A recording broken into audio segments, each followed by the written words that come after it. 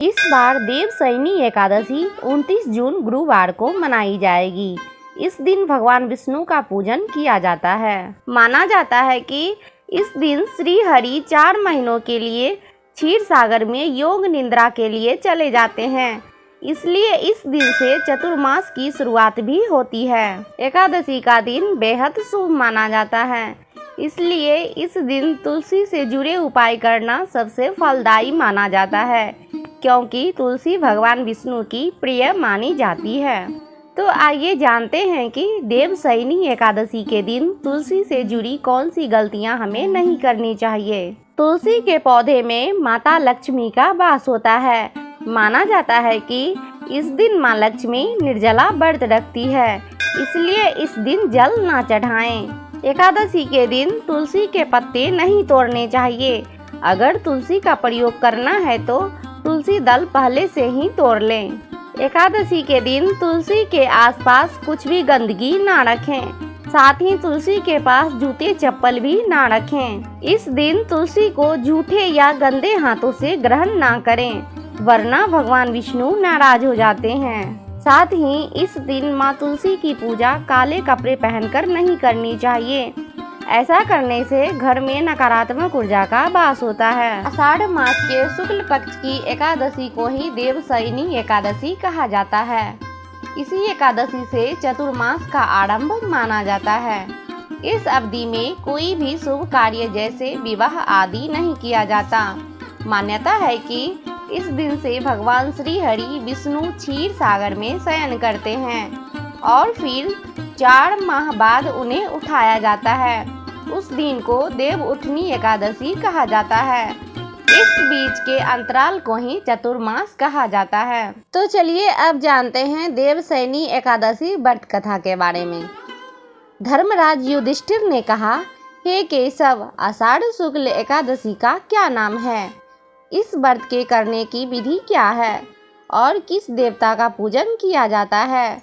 तब श्री कृष्ण कहने लगे कि हे युधिष्ठिर, जिस कथा को ब्रह्मा जी ने नारद जी से कहा था वही मैं तुमसे कहता हूँ। एक बार देव ऋषि नारद जी ने ब्रह्मा जी से इस एकादशी के विषय में जानने की उत्सुकता प्रकट की।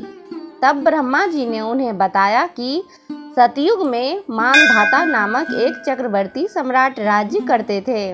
उनके राज्य में प्रजा बहुत सुखी थी, किंतु भविष्य में क्या हो जाए यह कोई नहीं जानता। अतः वे भी इस बात से अनभिज्ञ थे कि उनके राज्य में शीघ्र ही भयंकर अकाल पड़ने वाला है। उनके राज्य में पूरे 3 वर्ष तक वर्षा न होने के कारण भयंकर अकाल पड़ा। इस अकाल से चारों ओर त्राही त्राही मच गई। धर्म पक्ष के यज्ञ हवन पिंडदान कथा व्रत आदि में कमी हो गई। जब मुसीबत पड़ी हो तो धार्मिक कार्यों में प्राणी की रुचि कहाँ रह जाती है।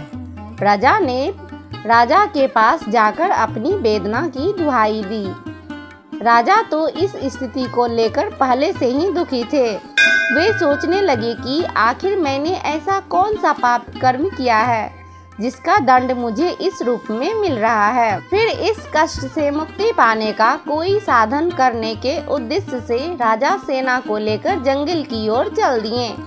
वहां विचरण करते करते एक दिन वे ब्रह्मा जी के पुत्र अंगिरा ऋषि के आश्रम में पहुँचे और उन्हें साष्टांग प्रणाम किया। ऋषिवर ने राजा का कुशल क्षेम और जंगल में आने का कारण पूछा। इसमें धर्म अपने चारों चरणों में व्याप्त रहता है। ब्राह्मण के अतिरिक्त किसी अन्य जाति को तप करने का अधिकार नहीं है, जबकि आपके राज्य में एक शूद्र तपस्या कर रहा है। यही कारण है कि आपके राज्य में वर्षा नहीं हो रही है। जब तक वह काल को प्राप्त नहीं होगा तब तक यह दुर्भिक्ष शांत नहीं होगा। दुर्भिक्ष की शांति उसे मारने से ही संभव है। किंतु राजा का हृदय एक निरपराध शूद्र तपस्वी का समन करने को तैयार नहीं हुआ। उन्होंने कहा, हे देव, मैं उस निरपराध को मार दूं, यह बात मेरा मन स्वीकार नहीं कर रहा है। कृपया करके आप कोई और उपाय बताएं। महर्षि अंगिरा ने बताया, आषाढ़ माह के शुक्ल पक्ष की एकादशी का व्रत करें। इस व्रत के प्रभाव से अवश्य ही वर्षा होगी। राजा अपने राज्य की राजधानी लौट आए और चारों वर्णों सहित पद्मा एकादशी का विधि पूर्वक व्रत किया। व्रत के प्रभाव से उनके राज्य में मूसलाधार वर्षा हुई और पूरा राज्य धन धान्य से परिपूर्ण हो गया। क्या आप जानते हैं इस एकादशी को देव सैनी एकादशी, पद्मा एकादशी, विष्णु सैनी एकादशी, देव पोढ़ी एकादशी, आषाढ़ी एकादशी, महा एकादशी भी कहा जाता है। अब आप सोच रहे होंगे कि इसका नाम सैनी एकादशी क्यों है, तो इसका कारण भविष्योत्तर पुराण में बताते हुए कहा गया है कि इसी एकादशी के दिन से भगवान विष्णु अन्य देवताओं के साथ योग निद्रा में चले जाते हैं। जी हाँ, इसी दिन से चतुर्मास का प्रारंभ भी होता है और इसलिए इन दिनों में कोई मांगलिक कार्य, यज्ञ इत्यादि में देवताओं की आहुति नहीं दी जाती है। ये तो हुए शास्त्र आधारित कार्य, लेकिन इस चतुर्मास के लिए विशेष प्रावधान किए गए हैं। उसके पीछे का वैज्ञानिक कारण यह भी है कि इस समय के दौरान में संलग्न न रहकर अधिक से अधिक अपनी आध्यात्मिक उन्नति के लिए प्रयासरत रहें, ऐसी कामना की जाती है। और आपको पता ही होगा कि प्राचीन समय में सन्यासी और तपस्वी इस 4 मास के दौरान किसी स्थान पर भ्रमण नहीं करते थे और एक ही स्थान पर रहकर अधिक से अधिक हरि कथा और कीर्तन करते थे।